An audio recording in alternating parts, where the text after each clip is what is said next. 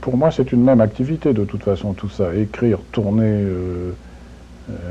monter les films, les sonoriser, tout ça, pour moi, c'est le même travail. Et ça se mélange totalement. C'est-à-dire, quand j'écris le scénario, je pense souvent déjà à des effets de mixage, par exemple, ou à des musiques, ou à des décors. Pendant que j'écris un scénario, je peux très bien tout d'un coup téléphoner à mon décorateur, lui demander de venir pour travailler 2 jours avec moi sur une idée. Et en fonction des dessins qu'il va me donner, je continue à écrire le scénario dans une direction ou dans une autre. Le cinéma, c'est un travail de synthèse. On utilise tellement de disciplines différentes. Donc on pense à tout en même temps. Et je crois que la partie la plus importante quand même, c'est l'écriture. Parce que c'est là où on met en place le maximum d'éléments. On pense tout seul, c'est-à-dire dans une liberté absolue, à tous les éléments dont on va avoir besoin pour faire un film. Donc tout ça peut être inscrit sur le papier, plus ou moins avec précision, et ça permet à toute l'équipe, aux gens qui travaillent sur le film, de réfléchir dans le même sens que le metteur en scène ou que l'auteur, et à l'arrivée, il y a quand même une œuvre qui est le produit d'une équipe, qui est le produit d'un certain nombre de gens qui sont réunis et qui travaillent dans la même direction. C'est ça, être metteur en scène, en fait. C'est arriver à ce que tout le monde travaille dans la même direction. Les acteurs, les opérateurs, les décorateurs, l'ingénieur du son, enfin tout le monde. Et on arrive, quand ça marche, on arrive à faire des films qui ont vraiment une personnalité. Donc c'est super important pour vous d'être entouré de gens. Le plus important pour moi, c'est bien sûr d'être bien entouré, mais c'est surtout la période de préparation, d'écriture. Et parce que le tournage, un tournage de film, c'est quand même une espèce de traversée extrêmement hasardeuse d'un océan qui serait en pleine tempête, quoi. On essaye de ne pas couler, on essaye de ne pas perdre des marins, on essaye de rentrer au port, quoi. Mais on est très fortement secoué, quoi. Donc on n'a pas tellement le temps de réfléchir. On n'a pas beaucoup le temps de créer. Alors on a des idées, mais enfin, souvent, la plupart du temps, c'est quand même comment on va faire pour s'en sortir, quoi. C'est ça la mise en scène, le tournage. Donc c'est avant qu'il faut être un artiste. C'est avant. Alors là, avant, on peut se promener dans les rues en réfléchissant à des choses, on peut écouter des musiques, on peut aller dans des expositions, on peut faire un vrai travail de créateur. Le tournage, c'est vraiment, c'est quand même une panique, quoi. Surtout que en France, on fait un cinéma qui repose sur une économie quand même un peu fragile, c'est-à-dire qu'on n'a pas les moyens financiers qu'ont les Américains, donc on ne peut pas refaire, par exemple. Une scène qui est ratée, elle est ratée. C'est très rare de recommencer. Alors que je sais qu'aux États-Unis, ils recommencent. Quand c'est pas bien, on refait 2 fois, 3 fois, puis évidemment, quand on recommence, on arrive toujours à faire. Mais nous, on n'a pas les moyens de ça. Donc c'est une activité de funambule extrêmement dangereuse. Et c'est pour ça que toute la partie tournage, elle est très agréable et très amusante, mais c'est la moins créatrice. Je crois que c'est avant que ça se passe. Et puis la fin, alors la troisième partie, c'est-à-dire le montage, les finitions sonores et tout ça, bon, bah, c'est très agréable, mais il est limité quand même à... C'est quand même pas non plus la partie pendant laquelle on invente tellement de choses, quoi. Mais en tout cas, ce sont des activités qui sont tout à fait mélangées. L'idéal, ça serait d'arriver à faire les trois en même temps, mais ça coûterait très cher, parce que les films mettraient 2 ans à se faire. Et en même temps, je crois qu'il y a quelque chose dans le cinéma d'essentiel, c'est la notion d'urgence. C'est-à-dire que je crois que le cinéma n'est pas un moyen d'expression de la perfection. Je crois que c'est au contraire quelque chose qui doit être fugitif, qui doit être fait assez rapidement, sans trop faire de travail intellectuel. Je crois que ça doit être assez spontané, parce que les films, je veux dire, un film, ça ne mérite pas de travailler 3, 4 ans dessus. Je crois que c'est bien 1 an, 2 ans maximum. Dans le temps, on faisait des films beaucoup plus vite. Et ça marchait aussi bien. Il y avait des films superbes dont le scénario était écrit en 3 semaines. Après, on mettait 3 semaines pour trouver l'argent, puis on tournait. Et ça donnait la Talente, ou des films comme ça, des films superbes. Aujourd'hui, c'est devenu très grave. Alors bon, il y a des gros moyens financiers, il y a énormément de gens qui se réunissent, il y a des séminaires, c'est très... très dangereux. Mais en même temps, c'est vrai qu'on fait des films plus compliqués qu'avant, avec des moyens plus lourds. Mais quand même, je crois qu'il ne faut pas perdre de vue que cette notion d'urgence, que les films, ça doit être fait comme les histoires d'amour, quoi. On ne va pas traîner 1 an à réfléchir si on est amoureux ou pas d'une fille, quoi. On le sait. Le cinéma, ça a beau être lourd et coûter cher, je crois qu'il faut le faire comme ça. Et je crois que plus les films coûtent cher, plus les films sont importants, plus il faut les faire comme des petits films. Par exemple, Merci la vie, mon dernier film, c'était mon film le plus cher. Je l'ai tourné comme si c'était une série B, c'est-à-dire un film sans du tout grosse importance. Et on l'a tourné vraiment sans jamais se dire qu'on faisait un gros film. Et alors ça donne on a une plus grande invention comme ça. Il ne faut pas se prendre au sérieux, jamais. Par contre, si on fait un tout petit film à 2 personnages, alors là, on a intérêt à réfléchir, parce qu'on n'a rien à filmer. On n'a que 2 personnages. Alors là, il faut vraiment... Moi, je crois beaucoup à la décontraction et à une espèce de respiration. Le cinéma, ça doit être une respiration, ça doit être quand même assez naturel. Et à tous les niveaux, je veux dire, la direction d'acteurs, c'est pareil. Les acteurs, il faut les laisser tranquilles, quoi. Ou ils ont du génie, ou ils n'en ont pas, mais c'est pas en tapant dessus qu'on va les rendre talentueux. Alors on a plutôt envie d'aller boire un coup avec eux, d'être copain avec eux, on n'a pas envie de... Et tout est comme ça. C'est une question de talent, où les gens ont du talent, ou ils n'en ont pas, quoi.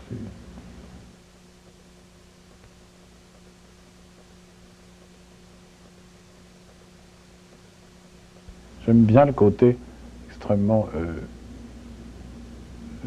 mis en place dans l'image.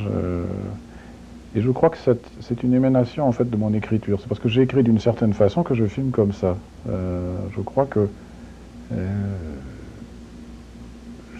D'ailleurs, c'est une chose dont j'aurais du mal à me débarrasser si je voulais m'en débarrasser, parce que j'envisage les histoires que je raconte, ou en tout cas les scénarios que j'écris, parce que il ne s'agit pas toujours d'histoire.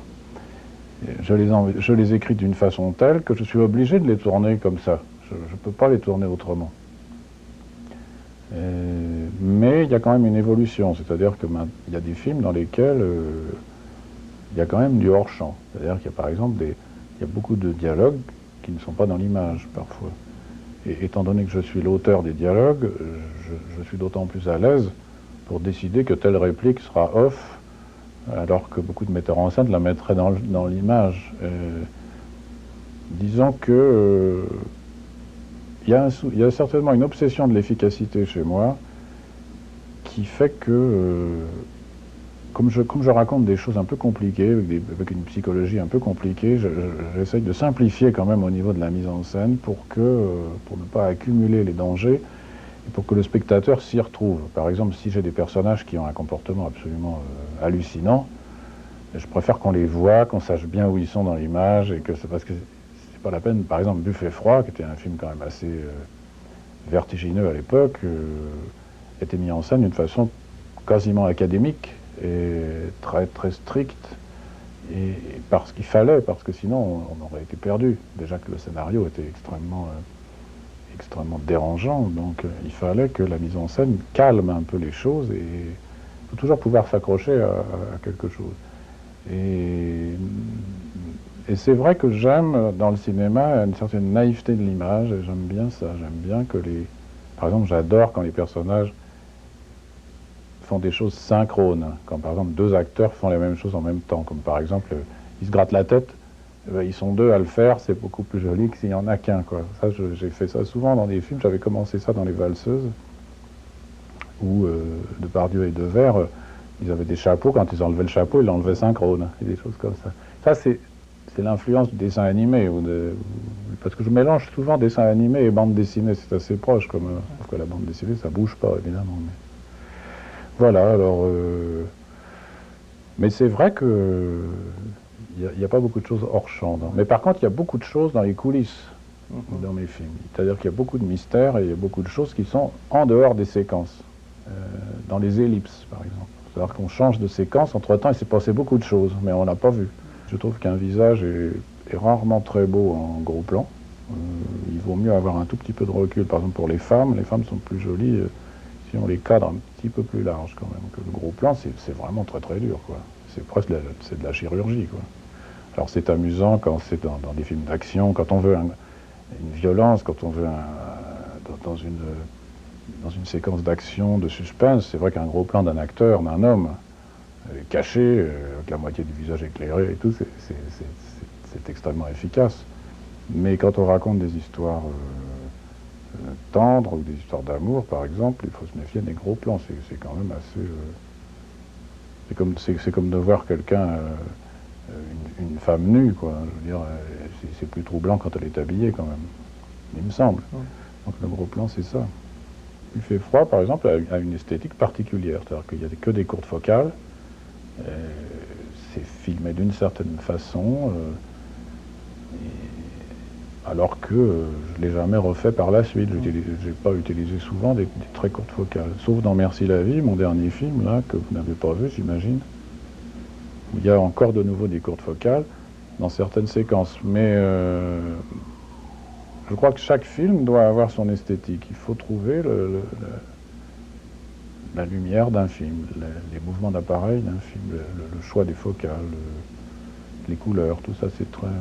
Mais on en parle avant, c'est quand même un travail qui est simple, mais auquel on consacre un peu de temps avant de commencer à tourner.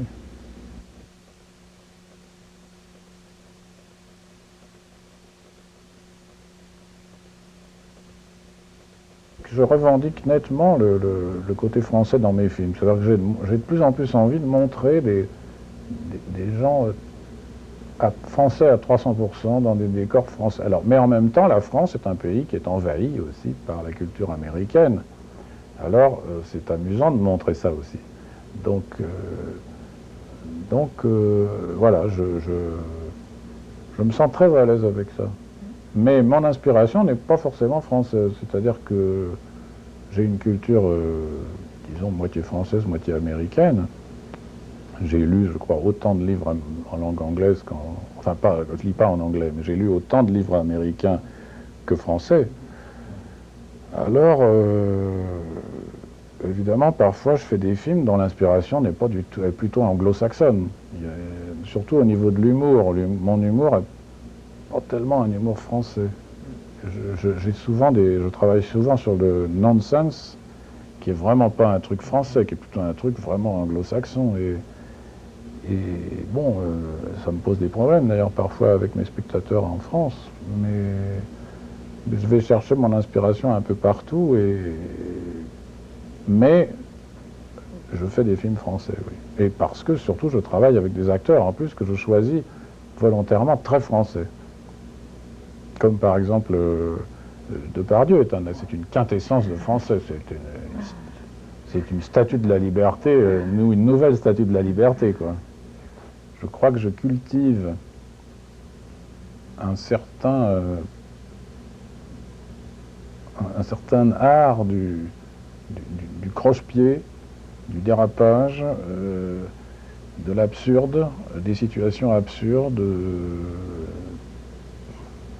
une certaine aussi...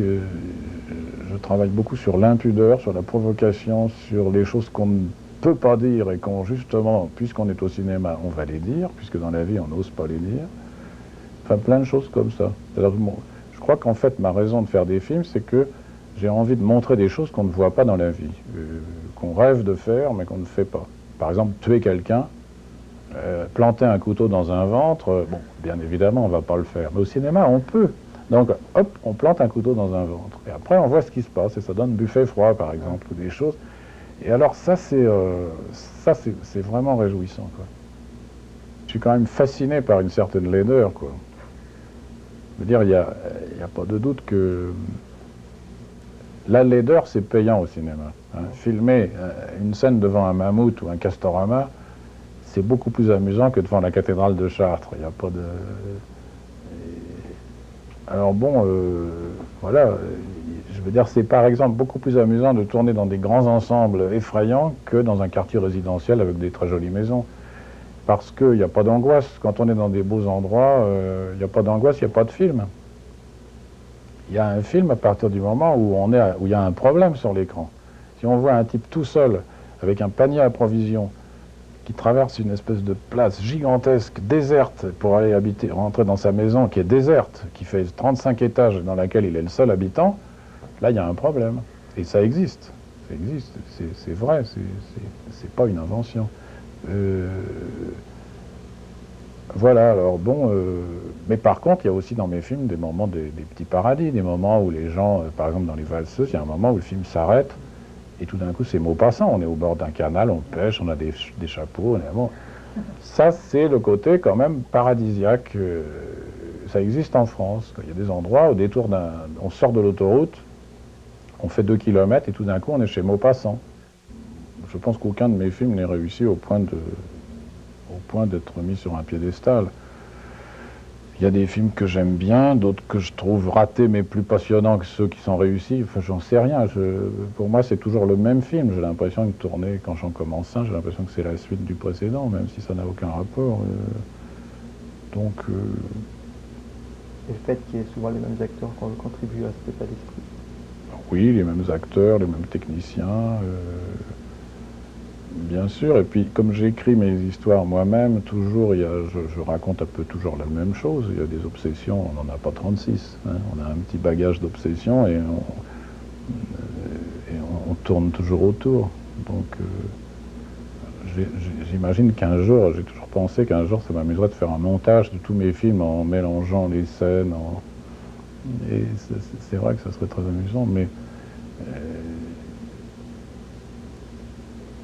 voilà, donc non, je pense que ce que j'essaye de faire, disons, ma seule ambition, c'est d'essayer de présenter les choses de façon nouvelle, d'essayer de trouver des nouvelles façons de raconter, surtout les histoires. Comme je suis plutôt un homme de l'écrit, je suis plutôt un inventeur d'histoires qu'un visionnaire, je cherche mon originalité dans les structures du récit, dans la psychologie ou l'absence de psychologie des personnages. Et la mise en scène suit. J'accumule des films et puis il se trouve qu'au bout d'un certain nombre de films, quand je regarde derrière moi, je m'aperçois qu'il y a en effet quand même il y a un petit monde, il y a un petit univers qui existe, qui m'est particulier. Et que j'aime bien, et voilà, c'est ce qu'on appelle disons, la signature des metteurs en scène. Il y a des metteurs en scène qui ont des signatures comme ça, alors il y en a qui n'en ont pas du tout. Mais c'est vrai que les metteurs en scène que j'aime, que ce soit Buñuel ou des gens comme ça, ou Bergman, ils sont des gens, on voit un plan d'eux, on sait tout de suite chez qui on est, quoi. Je crois que c'est ça la qualité d'un cinéaste, c'est d'avoir un monde, un regard, une façon de montrer la vie. Et ça, on n'en a qu'un, c'est-à-dire qu'on peut faire des films pendant 30 ans, on a toujours le même regard. Par exemple, si vous prenez les films de Buñuel, ils sont tous des films de Buñuel, mais à 100%, c'est-à-dire qu'il n'a jamais fait un film d'Hitchcock, quoi. Il fait que du Buñuel. Hitchcock, il fait que du Hitchcock. Et c'est bien comme ça, je crois que c'est formidable. C'est vrai que j'aime bien les metteurs en scène qui ont un style. Et en général, c'est gratuit le style. C'est un simple plaisir. Quand Ophuls fait dans Lola Montez, par exemple, la mise en scène en scope avec ses travelling, ses mouvements très sensuels et tout ça, c'est merveilleux, mais ça pourrait être filmé autrement. C'est vraiment uniquement merveilleux parce que c'est Ophuls qui le fait. Je crois qu'il y a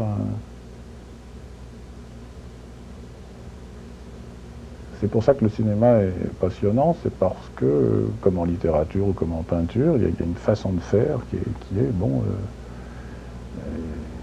est unique. Truffaut, par exemple, qui est un des metteurs en scène les plus mystérieux du cinéma français, c'est un homme qui a fait des films avec des riens. Il arrivait à faire passer un charme et un mystère extraordinaire. Il avait un secret.